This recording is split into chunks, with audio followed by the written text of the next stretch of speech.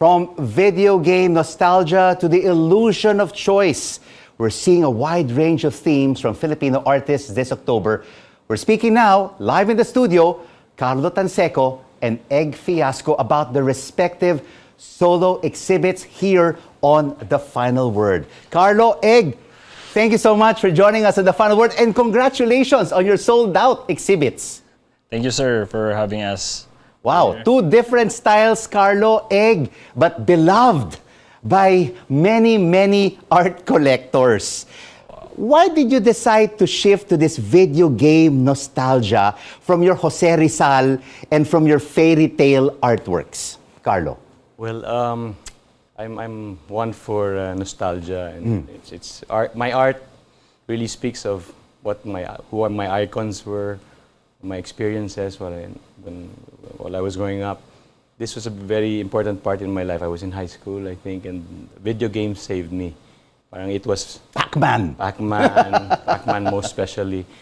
Before I went home, I would chill in the mall and go to video arcades before doing my dreaded homeworks. And of course, when I took a look at this new body of works, your childhood was really so ever present in those pieces. You have Casper, you have Popeye, hindi ba? Yeah. A lot of very popular icons from the past. Yeah, those two, including the pizza, these were my. It's like a tribute to the creator of Pac-Man, Toru Iwatani. These are his inspirations, in fact.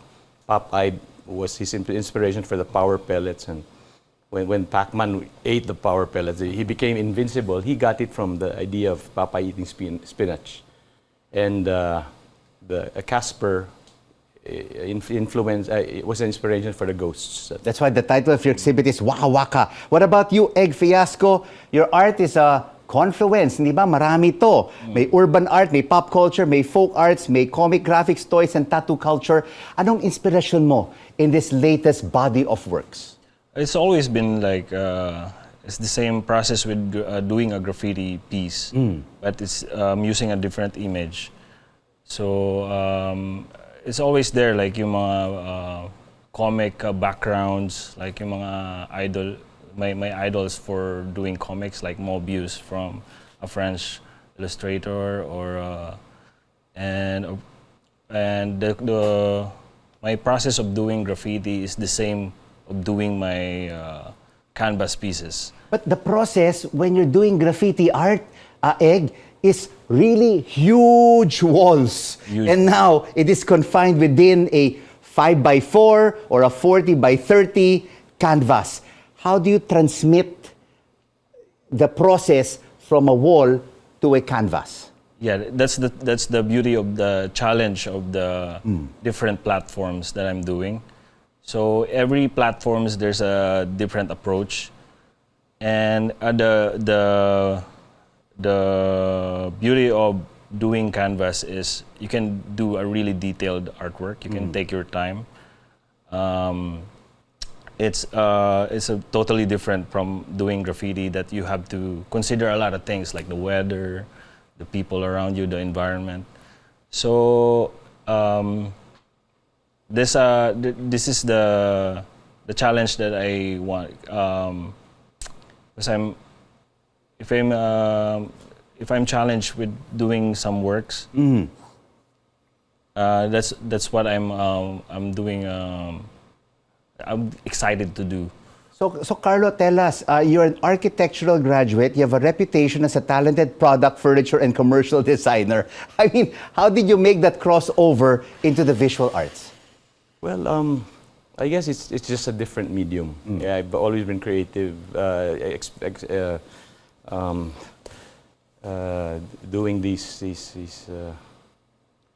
projects with furniture, but the creative process is basically the same. In this body of works in your Waka Waka exhibit, did you experience any challenges, or were the ideas really free-flowing? To tell you the truth, this was my very first collection, but I never really... It was conceptualized pre-pandemic. Okay. 4 or 5 years ago. But this is the first time you've exhibited them. Yes, because I wasn't so confident yet with my skill as a visual artist. I said this had too many elements that were very super hyper realistic. So I wasn't that confident. I wanted to gain more experience and confidence, and here I am 4 years later. I've had 4 years to hone my craft. And much success, Carlo. What about for you, Egg? What was the inspiration to this new body of works that you have in your ongoing exhibit at Secret Fresh? This particular show, I focus on a human psyche. Like the show is called Illusion of Choice. It explores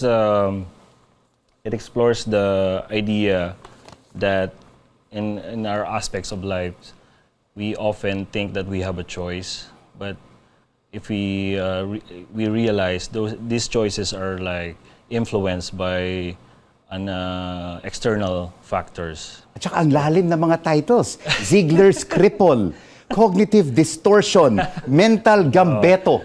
It's so simple if you think of it. It's just a shuffle of different words that connected to the title. So yeah, it's very basic. But you know, Carlo, Egg, what is front and center right now is the arrival of artificial intelligence, ChatGPT. Do you fear that machines will be able to just replicate your artworks and you don't have to paint on canvas anymore? They can just do the job for you. I think I'll have to chat GPT to answer. It's a good one. I just do my work, my best. I just paint. I listen to podcasts that talk about the coming of AI. I also did listen to the advent of NFTs. It came and went, and I don't know if it's gonna. But I just continued painting, and maybe in the future I can use it as another medium and as another tool, just like oil, acrylic, then AI. It may help me. I don't say no. I can embrace it eventually. But it's always important to have that personal touch. And you're not only painting on canvas, but you're also setting up your own headquarters called Hideaway. Egg, tell us more about it briefly before we end this interview. The space? Yes, the space. Oh, we creating this space because we wanted to give back or celebrate the culture that kung saan kami galing, and to push our culture more, and start to giving us like a small step to giving back to the culture that nurture us to become an artist. So for us, it's really important to look back and help our colleagues or give opportunity to spread the love. Spread the love. Spread the love. Yeah, that's perfect.